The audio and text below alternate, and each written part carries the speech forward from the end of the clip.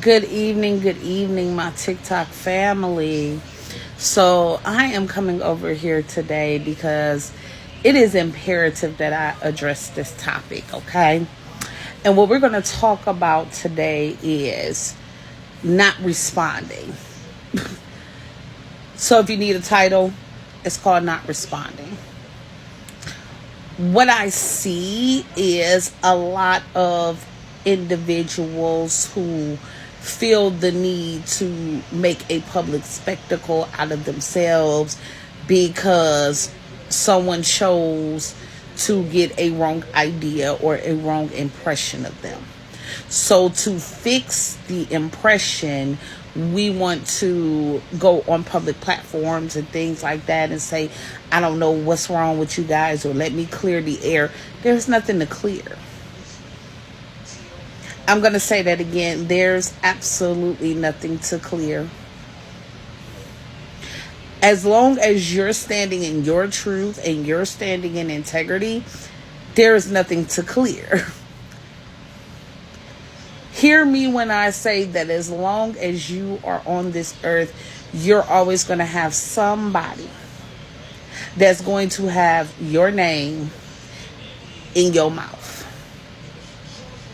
There is always going to be somebody that swear they know you because of who you used to be and refuse to accept who you've become. That's always going to try to drag your name through the mud.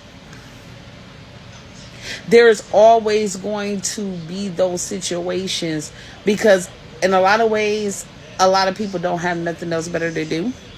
And then I was always taught if you talked about, you thought about. So let's break this down. I want to say I was maybe about 15 or 16 years old.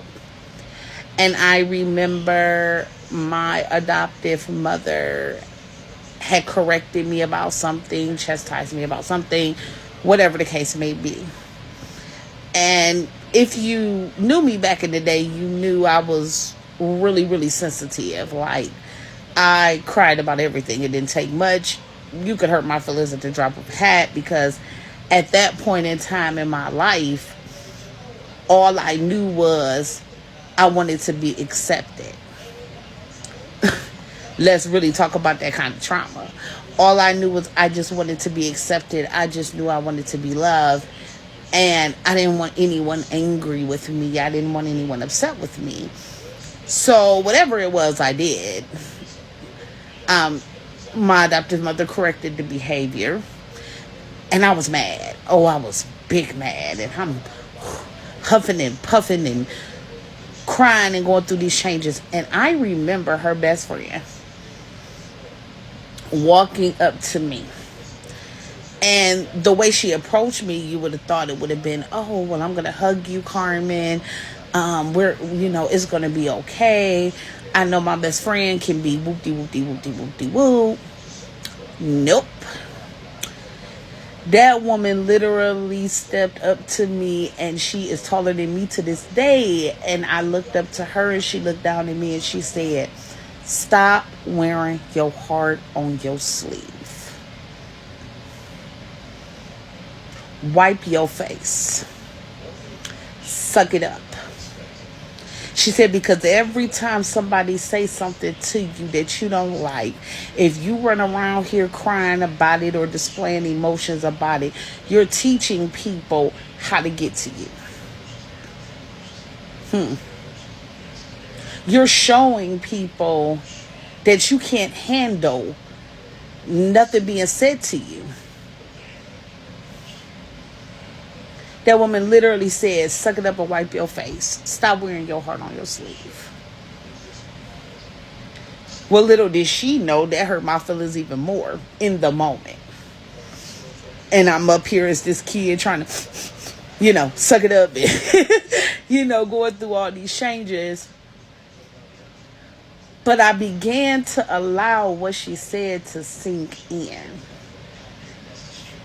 And when I did, I realized that years prior to that, folks would deliberately do stuff to hurt me because they knew how to get to me.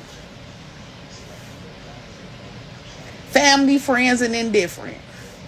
folks knew that I was this emotional, loving little creature, and all I wanted was love, and people took advantage of it because I let them. Now at my big grown age, baby, I could care less. Okay? I could care less. You could think what you want. You could say what you want.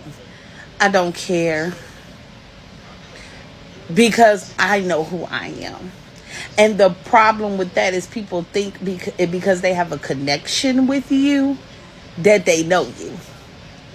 And that makes me laugh even harder because I've had people that's practically known me all my life and still don't know me. Not at all. They think that they know how I'm going to respond to a situation. They think they know. They don't. Heck, half the time, I don't even know how I'm going to respond to something, so I know they don't. So what did that teach me? It taught me that we give people too much power. We give people too much control. And it's not to say that it's not okay to be hurt. Because it is okay to be hurt.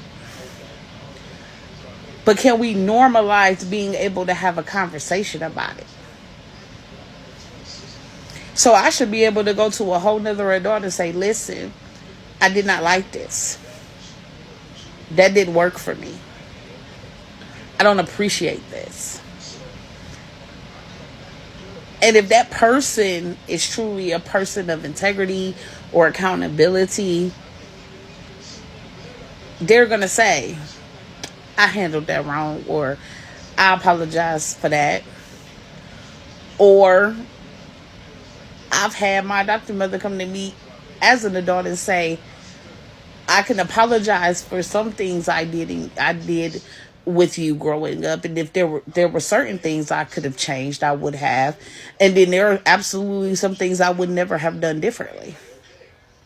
The respect that woman got from me, because as a parent, she said I didn't get it all the way right.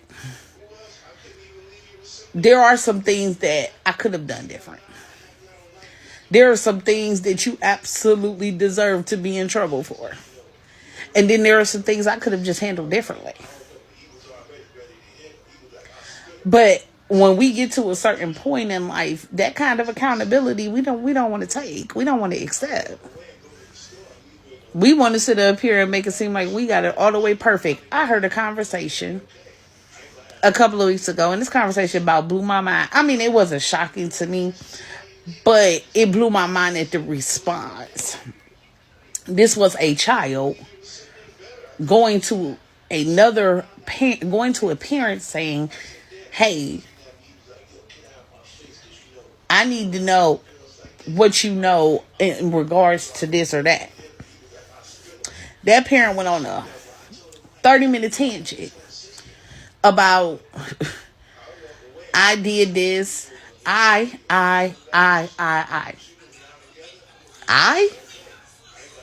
What? Like, Lord behold, you missed something. Lord behold, something slipped up under your radar. Because we ain't on top of everything. But the point is, you listened to respond, you didn't listen to hear. And because you didn't listen to hear, you missed very key and vital information. This is why I don't argue with folks. It ain't worth my time.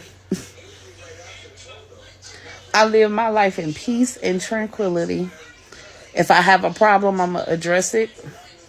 But me, I don't address stuff right away. Because I believe in when I address things, I have to address them correctly. Because once you put words out there, you can't take them back. So can we normalize having conversations to listen, to hear, not to respond?